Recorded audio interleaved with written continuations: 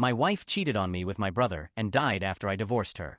Now, 18 years later, I told their son the truth, which led him to cancel his wedding and disown them. Now my family is angry with me. This is a family conflict that came up recently. I am a 46-year-old man who used to work in the military, so I was away from home most of the time. When my then only son was 3 years old, I accidentally discovered that he was not mine, he was my older brother's. It was the most devastating time of my life. Aside from what I was dealing with, my ex-wife and I ended up divorcing, and I cut contact with my brother for years. I was done with him, even after my ex-wife, who he married the same year of our divorce, died suddenly. My parents thought my ex-wife's death was supposed to make everything okay, as they claimed she was the one who drove a wedge between me and my brother, but I kept my distance. My nephew started reaching out to me, and we began seeing each other more often when he was around 15. He had always been told that the fight between my brother and me was about business. My parents threatened to disown me if I told my nephew that his mother was my ex-wife and that I should leave it alone, which I did since they said if they had to choose, they would pick their grandson, my nephew. My nephew tried to get me to meet my brother so we could talk since my brother welcomed the idea, but I refused. I made it clear to him that he needed to stop forcing a reunion, and he respected my wishes. He is now 21 and is getting married in November. He sent an invitation, which I declined and returned right away. He called to ask why, and I said I am not in contact with his father, so I will not come since he will be there. My nephew refused to accept that and came over, starting to criticize me, saying I am being unnecessarily bitter and resentful towards his apologetic father over some business, and said he cannot believe how much hate and grudge I keep inside me against his father. He said I either try to work things out with his father, or he will not be seeing me again. I felt hesitant at first, but then I told him his father and I do not have a usual conflict. His mother was my ex-wife who his father messed around with while I was in the military. My nephew denied it, saying his father and grandparents never told him that. He thought I was lying until I showed him enough proof to get him to change his tone. He left in a hurry and was enraged. I later found out through my parents that my nephew canceled all my family's wedding invitations, put the wedding on hold, and disappeared after he had a huge argument with them and disowned his father. My father got very sick after this incident, and my entire family keeps harassing me, saying I ruined everyone's life with what I did because of my hate and resentment towards my brother. They said they warned me not to talk, and now I should deal with the consequences of alienating their grandson or nephew from them. Story 2. I am a 32-year-old man and have been with my soon-to-be ex-wife, who is also 32, for 5 years, married for 2. We also have a 1-year-old daughter. Up until this past weekend, we had a great relationship with no major complaints. There were small things here and there, but any conflict we had, we were always able to have a calm discussion and work out our issues. I want to clarify that I never expected to date or marry a virgin, considering the condition of the dating world, nor do I have a specific number in mind as a deal breaker. That being said, in the early stages of dating, she brought up the topic of the number of people she had been with. I am not saying that I would not have eventually asked, but I never pressed her for that information. She willingly told me her number was 12, much lower than I expected. She is an attractive woman with a high desire for intimacy, but a high desire does not mean being promiscuous. I did not question or emphasize it. I take most people at their word and let time reveal lies. Looking back, that was a mistake. Anyway, my soon-to-be ex-wife's best friend, who we will call Lauren, is a former colleague of mine. Lauren was the one who introduced me to my wife. At the time, we all worked in healthcare and were all nurse practitioners.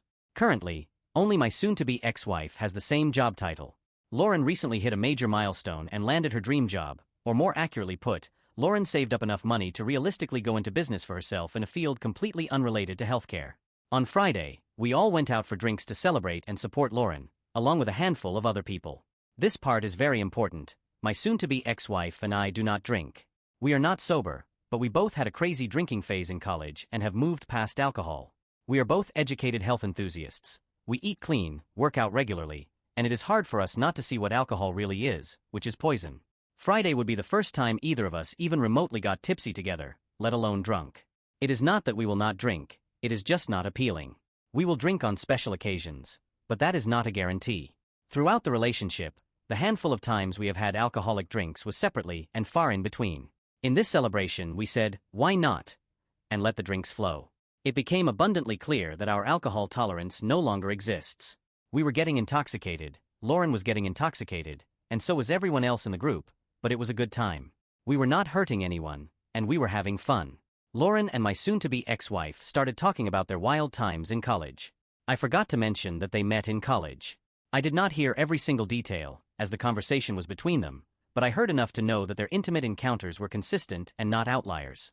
She had multiple group experiences, and what really made me want to throw up was that my wife engaged in pay-for-play encounters.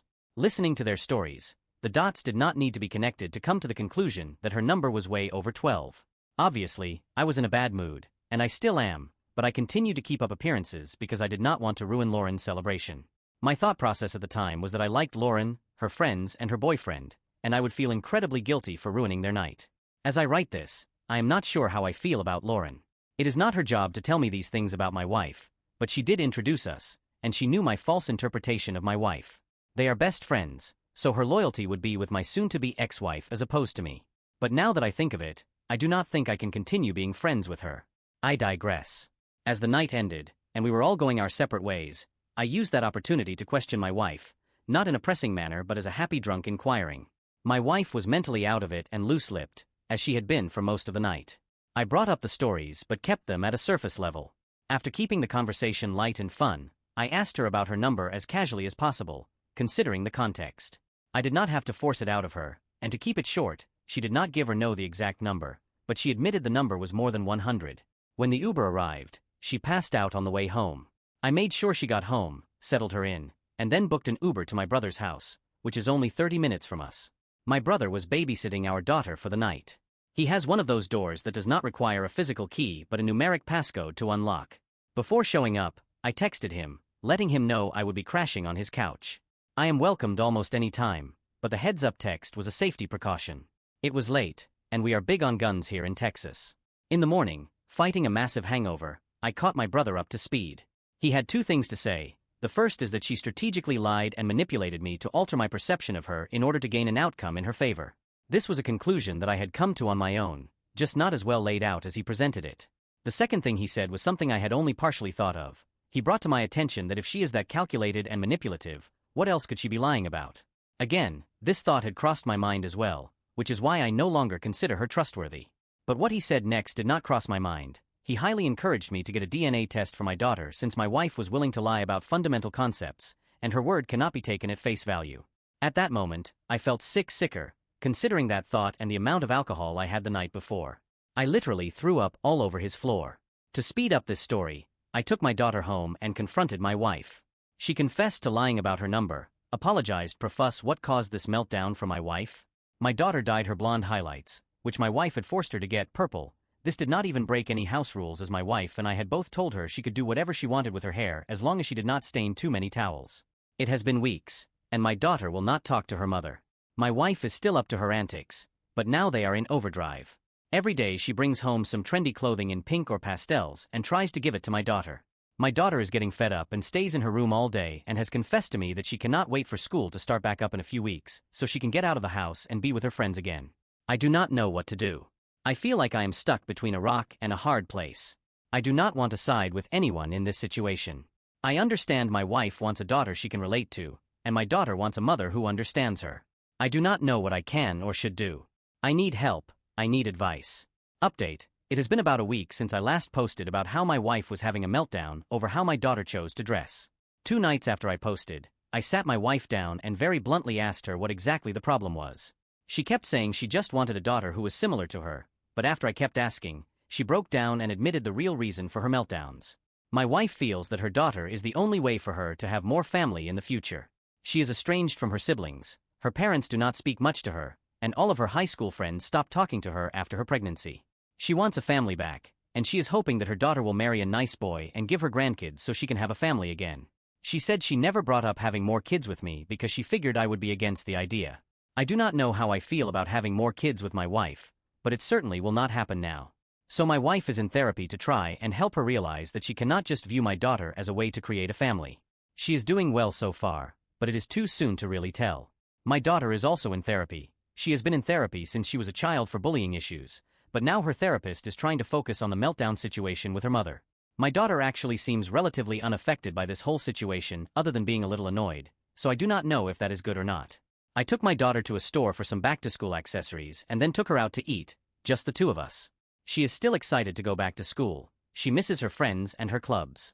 My wife and daughter have started talking normally again.